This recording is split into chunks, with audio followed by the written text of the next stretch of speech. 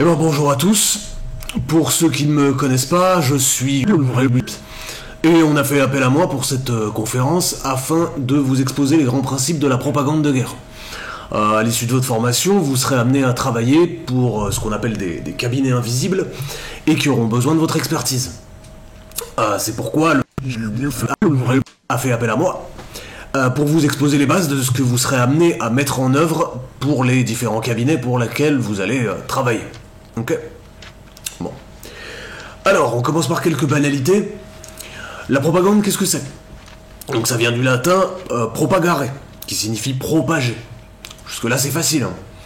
Ce qu'on va vous demander, c'est de propager des informations, des idées, des faits. Vous n'êtes pas des créateurs, d'accord ? Vous êtes des propagateurs. On vous demandera pas de trouver les meilleures idées, on vous demandera de trouver les idées les plus efficaces et les plus liquides, celles qui se diffuseront le mieux. Vous allez créer de l'événement afin que votre employeur puisse influencer l'opinion publique grâce à vous. Ok ? Premier élément à retenir, la propagande ne s'appelle pas de la propagande. Le mot a pris une connotation très péjorative depuis le XXe siècle, donc il y a quelques décennies encore, vous auriez pu dire que vous travaillez pour un département d'agit-prop ou de génie idéologique. Aujourd'hui, vous êtes un communicant. Souvenez-vous-en. Je sais que ça peut sembler un peu basique, mais ce serait dommage de se faire cartonner. Ok ? Bon. Alors, propagande de guerre, courtoisie et barbarie.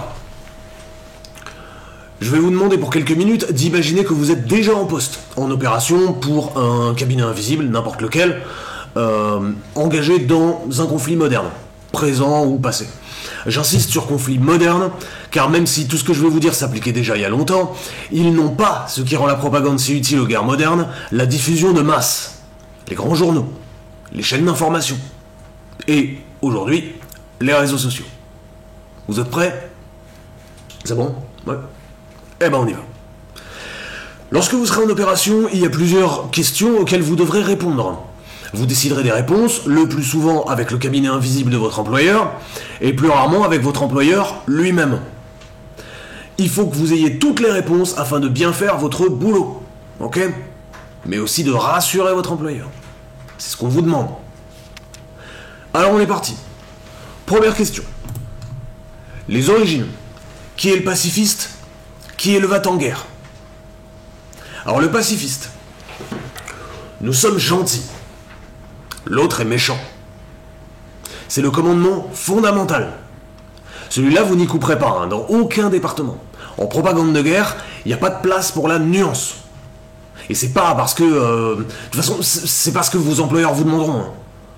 À partir du moment où vous introduisez de la nuance, vous affaiblissez votre régime. Donc, nous sommes gentils, l'autre est méchant. Une des premières manœuvres que l'on vous demandera est de bien faire comprendre au public qu'il est assiégé par l'ennemi. Et s'il est assiégé, c'est bien que nous sommes le gentil. D'accord ? Le défenseur, le pacifiste. Lors de vos opérations, il faut que vous gardiez ça en tête à chaque instant. Vous ne voulez pas la guerre. Elle a été contrainte. Votre employeur a dû entrer dans la guerre car il était attaqué. Ok ?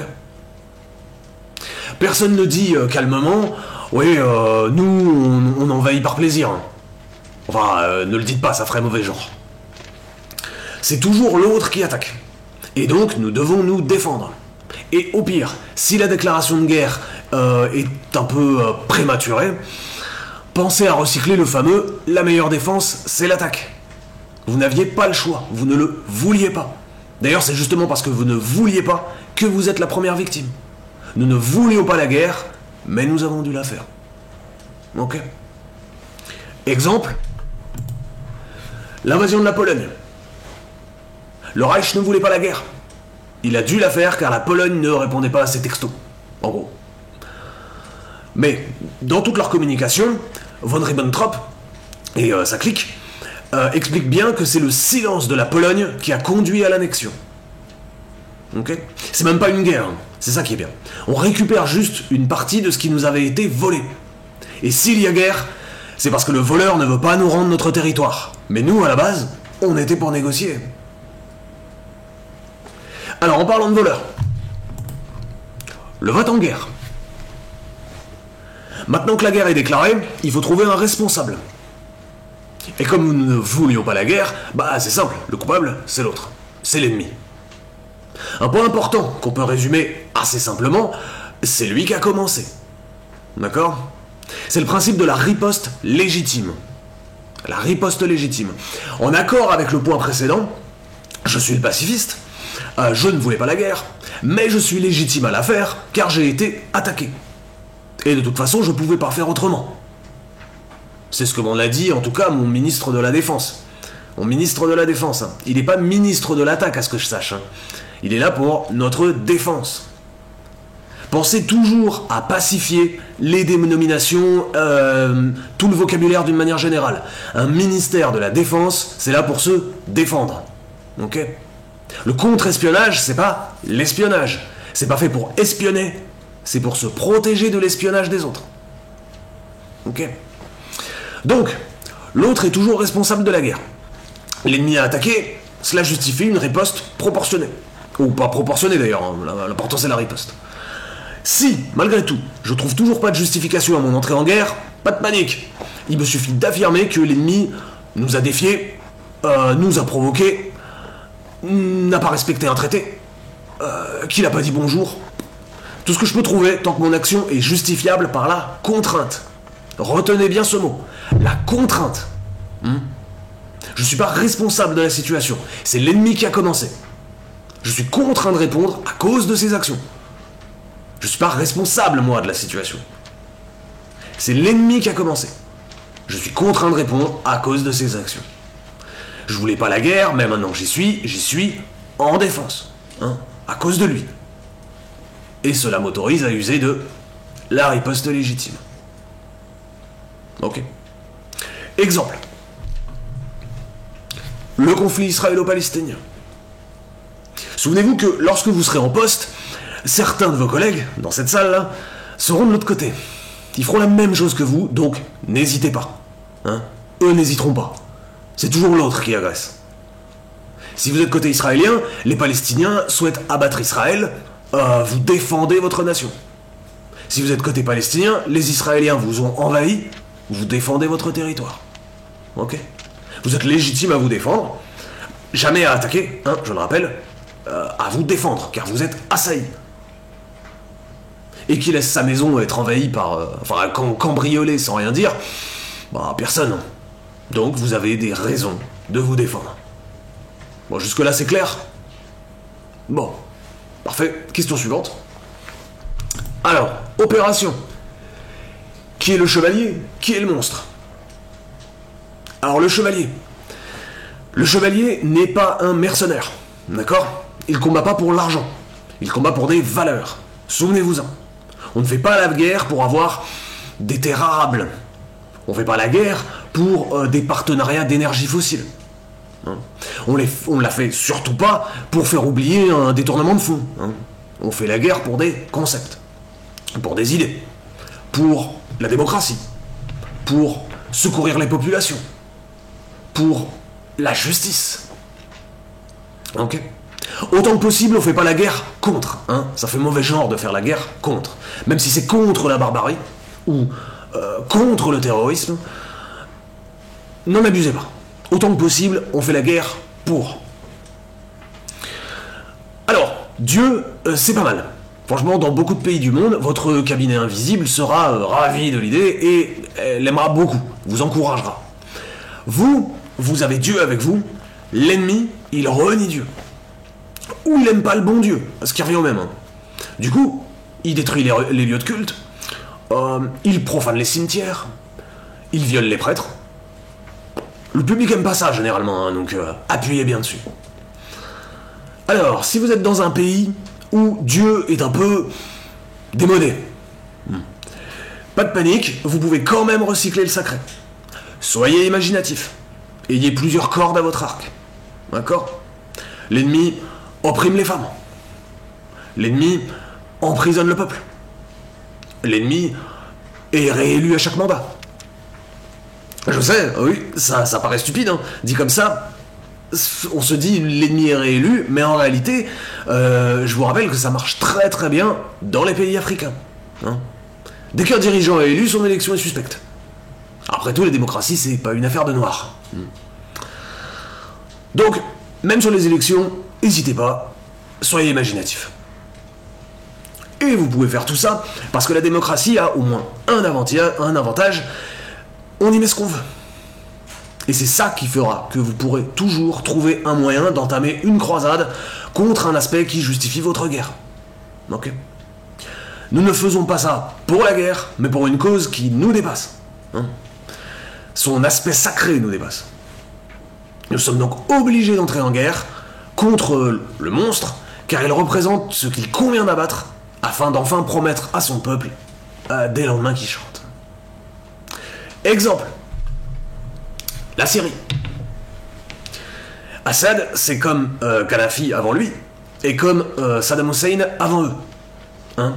Le type est respectable, on l'invite dans les soirées, bon, il est peut-être un peu basané, donc on se méfie, mais jusque-là tout va bien. Et puis un jour, on a besoin d'opérer.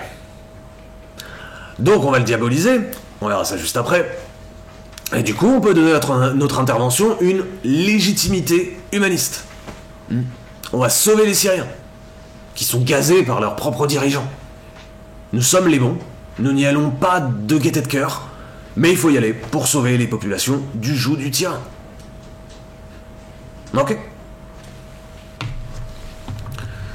Alors, le chevalier, il mène une guerre juste, et c'est pour ça qu'il la gagne. Pardon. La guerre, ça tue. Bon, jusque-là, on est d'accord. Mais heureusement, ça tue surtout l'ennemi.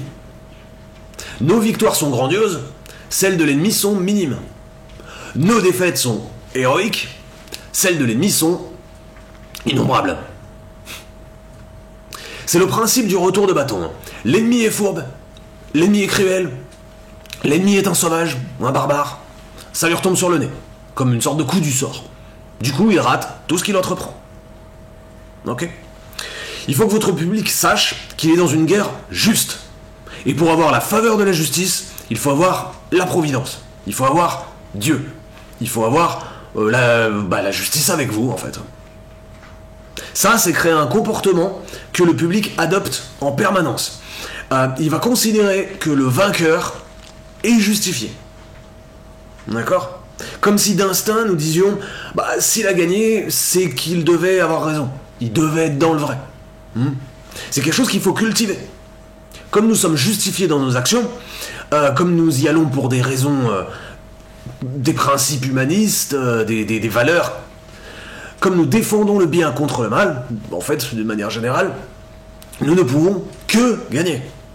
D'accord ? Et comme nous gagnons, nos soldats ne meurent pas. Il n'y a pas de perte de notre côté. Il y en a des milliers de l'autre côté. Ok ? Bon. L'ennemi, lui, il est bête. Et il est méchant. Il ne fait que perdre des troupes, et une fois de plus, on peut s'en servir. En plus de les vaincre parce qu'on est les plus forts, parce qu'on est justifié, ça sert aussi à montrer que l'ennemi est encore plus monstrueux, car il n'hésite pas à sacrifier des pans entiers de sa population, sur toute sa jeunesse. Ok ? Dans une guerre qu'ils ont déjà perdue, de toute façon, puisque, je vous le rappelle, c'est nous les gentils, du coup, c'est nous qu'on va gagner. Exemple. La différence de traitement entre l'Afghanistan et le Vietnam. Vous avez des souvenirs des combats en Afghanistan ? Non. Ou alors des nuages de fumée sur des rochers, quoi. Ça reste soft. Au Vietnam, par contre, on se souvient tous du napalm. Du coup, pour le public, surtout pour le jeune public, y a pas vraiment de soutien pour la guerre. Votre employeur ne veut pas ça, donc vous ne voulez pas ça. Vous diffusez de l'information. Et l'information reste, nous gagnons, ils perdent. Ok ? Bon. Le monstre. Le monstre. C'est là que vous vous amuserez le plus si vous avez un peu d'imagination. L'ennemi doit être personnifié. Il doit cristalliser des peurs et des craintes. D'une part parce que le public a besoin d'incarner le mal, de le reporter sur une personne en particulier, ou quelques personnes, mais n'en faites pas trop. D'autre part parce que ce mal doit être séparé du peuple, qu'il soumet, forcément. Lui, le peuple, n'est pas responsable. On a vu ça juste avant. Hein. Nous, on vient le sauver, le peuple. L'ennemi, donc, est un monstre. À la tête du pays, de votre employeur, hein, vous avez des hommes politiques, des stratèges ou des diplomates. À la tête de l'autre pays, ils ont des fous dangereux, des chefs de guerre, des bureaucrates. On se fout de savoir s'ils sont allemands, coréens ou afghans. Ils sont fous. Ok ? Vous allez donc faire des affiches, vous allez produire des citations, vous allez créer des reportages qui montrent toute la cruauté, toute la bêtise, toute la folie dont l'ennemi est capable. Le champ lexical doit être dur, hein. Les illustrations doivent être grimaçantes, et les reportages doivent être sanglants. Malgré tout, pour notre histoire de monstre, si le chef des ennemis est un peu mou, et qu'il n'a pas l'air d'un fou dangereux, vous avez un outil parfait qui s'appelle le complot. Hein ? L'ennemi ne dit rien, mais c'est parce qu'il ne dit rien qu'il cache tout. Il faut donc le montrer en train de faire ce qu'il fait lorsque vous ne regardez pas faire. Le complot a ça bien que vous n'avez même pas besoin de preuves en fait. Hein. C'est justement l'absence de preuves qui le rend crédible. Donc n'hésitez pas. Le complot c'est un outil maître. Si l'ennemi au contraire est effectivement fou, ou cruel, ou tout simplement moche, rajoutez-en des caisses. Il faut que le public soit glacé par la démonstration. S'il rationne, dites qu'il affame. S'il emprisonne, dites qu'il torture. S'il réprime, dites qu'il assassine. Ok ? Exemple. Les Kim Jong. Alors ceux-là, ils sont bien. En plus d'être de bons clients, ils sont suspects de tout. Personne ne s'étonne quand on nous dit qu'ils donnent leur famille à manger aux chiens, après qu'on leur ait coupé la langue et les parties génitales avec des couteaux à pain. La famille, pas les chiens.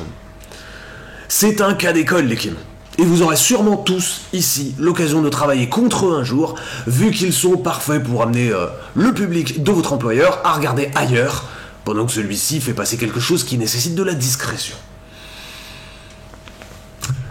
Ensuite, les atrocités. La guerre, ça tue. Et essentiellement, c'est l'ennemi qui tue. Ok, donc là, vous vous dites... Non, tu nous racontes n'importe quoi, tout à l'heure, tu nous as dit que c'était nous qui tuions le plus, et là, c'est l'ennemi. Vous inquiétez pas, les deux ne sont pas contradictoires. Car si nous tuons plus, car nous sommes les plus forts, nous tuons plus de soldats. L'ennemi, lui, tue plus de civils. Et il les tue salement. D'accord ? Nous désarmons, pardon. Nous faisons des prisonniers. Nous frappons des cibles précises avec des commandos entraînés. Et nos attaques aériennes sont des frappes chirurgicales qui ne touchent jamais un hôpital. Jamais. L'ennemi, lui, il est sanguinaire. Il est lourdeau. Il tire dans le tas, et nous en avons les preuves. Nous, on va sauver le peuple du dirigeant, fou dangereux. Et ces soldats, eux, viennent jusque dans nos campagnes égorger nos fils et nos compagnes. Vous connaissez la chanson. Heureusement, nos hommes, eux, ils apportent du bonheur à la population de l'ennemi. Les gens sont heureux de les voir arriver, avec leur spécialité locale et leur grand sourire. Ok ? Parce que ce n'est pas le tout de ne pas vouloir la guerre, d'avoir été obligé de répondre, d'être face à un fou dangereux et de défendre la liberté des peuples. Encore faut-il le faire bien. Et il faut que vous disiez que vous le faites bien. D'accord ? C'est ce qu'on appelle la guerre courtoise. Et la courtoisie, ça nécessite de bien faire la guerre. De faire une guerre propre. Ok ? L'ennemi, lui, il utilise les armes les plus cruelles, les plus destructrices, les plus mutilantes. Hein ? La fin justifie les moyens. L'ennemi, lui, il n'a pas de scrupules. Il n'a pas de honte. Il n'a pas d'éthique, il n'a pas de limite dans sa guerre. Ce qui nous caractérise, nous, c'est notre chevalerie. Les guerres courtoises, ça implique d'avoir un code de l'honneur qui nous interdit d'utiliser des armes non autorisées. Nous n'avons que des armes préventives, hein. Et nos troupes utilisent des outils qu'utilise le génie, mais des outils qui sont toujours autorisés, qui sont dans le cadre de la guerre légale. Ok ? L'ennemi, lui, il a aucun scrupule à utiliser des gaz de combat ou des mines antipersonnelles. Parce que je vous le rappelle, c'est un monstre. Il n'a pas d'humanité. Ok ? Lui, c'est pas un défenseur de la liberté et de la sauvegarde des bébés phoques et des petits anges tout nus. Lui, il utilise des armes inhumaines. Car il n'est pas humain. C'est un monstre. Ok. Exemple, l'Irak et les armes de destruction massive. On invente un globi-boulga à base de photos truquées et de fioles d'anthrax pour affirmer qu'on sait que notre ami de toujours est finalement un ennemi de la liberté. Tout le monde, à l'époque, le sait déjà, on manque clairement d'éléments. Mais le principal, et ça c'est votre boulot, c'est que le public pense qu'il est possible que... Pas forcément le convaincre à 100%, mais suffisamment pour lui faire peur. Servez-vous du principe de précaution. Si les gens sont assez terrorisés pour penser que leur maison peut être bombardée à tout instant, ils vous laisseront faire n'importe quoi. Ok. Et on arrive à la dernière partie. Troisième question.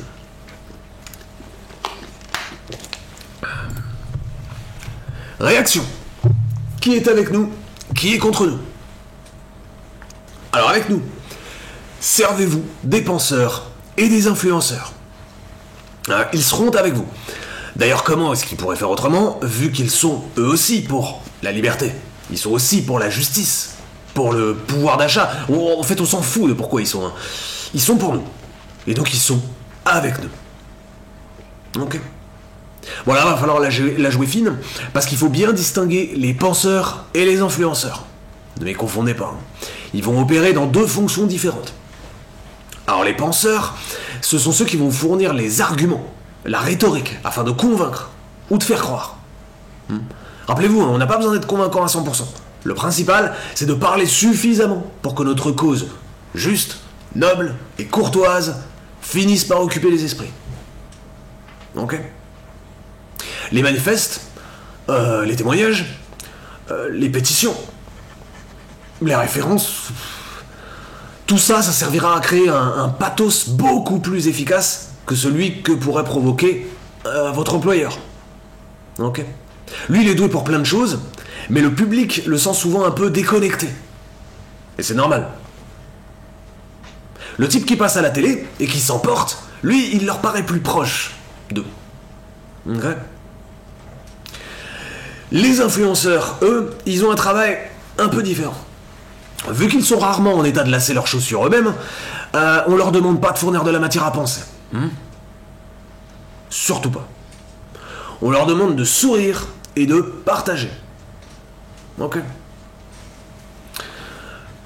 Ils s'expriment sur les vertus de la cause, ils jouent le jeu, ils propagent, en faisant des références sur les réseaux sociaux, en composant des chansons engagées, en écrivant des bouquins. Et bien sûr, n'hésitez pas à les engager. Allez-y, vraiment allez-y. Soit vous les payez directement, afin de les transformer en panneaux publicitaires. Ça c'est facile. Soit vous leur promettez de la popularité en les envoyant avec plusieurs de leurs potes sur un théâtre d'opération. Okay. Soit vous en trouverez même qui sont suffisamment sympas pour y aller sans rien demander, pourvu qu'ils voient votre cause comme humanitaire. Ok. Exemple. On n'avait pas encore parlé de la France, si. Est-ce que j'ai besoin de dire qui c'est? Bon. Là, je pouvais dire que, une fois de plus, c'est un bon client. Mais c'est même plus que ça. D'accord? En tout cas, la dynamique reste la même dans tous les pays. Quel que soit vos employeurs, vous en trouverez un comme ça. Durant vos opérations, vous aurez toujours un poète, un chanteur, un écrivain, pour faire le relais de vos missions. D'accord ? Ils ont quelque chose que vous n'avez pas, et que votre employeur n'a pas. Il a le droit de dire un peu n'importe quoi, sous prétexte que c'est joli, ou que c'est de bonnes intentions. Donc servez-vous-en. Mais canalisez-les, hein. Ça peut être des gens très instables. Contre nous. Maintenant, ceux-là, on en fait quoi ? Ils sont toujours pas d'accord. Les pauvres, ils ont toujours pas compris que nous sommes le camp du bien. Du coup, alors si une personne remet en cause l'opération de votre cabinet invisible, il faut surtout pas lui laisser le champ libre pour partager sa pensée. D'accord ? Ça pourrait faire boule de neige et briser la confiance que vous accorde le public. Faut bien comprendre que les choses sont simples. Soit vous êtes avec nous, soit vous êtes contre nous. Il n'y a pas de place pour un entre-deux. Ça créerait immédiatement une sorte d'appel vers le pire. Donc c'est l'un ou l'autre. S'ils sont contre la guerre, ils sont pour l'ennemi. Celui-ci étant un monstre, le mal incarné, notre cause, à nous, étant juste et sacrée, ils ne peuvent que constituer une contradiction qui, tôt ou tard, finira par servir l'axe du mal. Donc, du coup, selon l'endroit où vous exercez, vous disposerez d'une panoplie d'outils à votre disposition. Si vous avez de la chance, vous le faites disparaître et on n'en parle plus. Si vous êtes dans un état où ça fait désordre, vous dites qu'il est complotiste. Vous fouillez dans sa vie pour retrouver tout ce qui peut le décrédibiliser et vous serez étonné du nombre de gens qui se feront ensuite le relais. Ils s'en chargeront très bien tout seuls. Vous n'avez plus rien à faire. Ok ? Ça, c'est pour les agitateurs les plus zélés.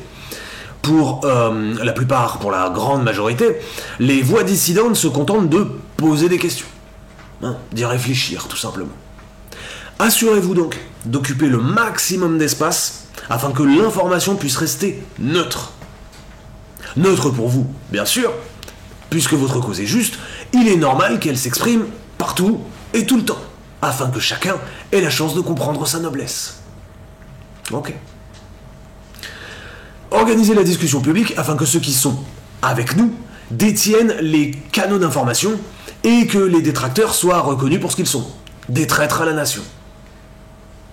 Qui souhaitent forcément soit nous voir échouer, qui sont des agents de l'ennemi, ou des affabulateurs, ou tout simplement des paumés qui ne savent pas de quoi ils parlent. La légitimité et la crédibilité, c'est fragile. Abusez-en. Conclusion. Quelle que soit votre opération, vous avez toujours raison. Vous ne vouliez pas la guerre, vous y avez été contraint. Vous êtes juste, et c'est pourquoi vous gagnez. L'ennemi est un monstre, et c'est pourquoi il commet des atrocités. Vous êtes justifié, et vous œuvrez toujours pour la liberté. Je vous remercie de votre attention. Je rappelle que je tiendrai prochainement une conférence sur la propagande de paix, et que j'espère vous y voir également. Mesdames, messieurs, bonne chance dans les relations publiques.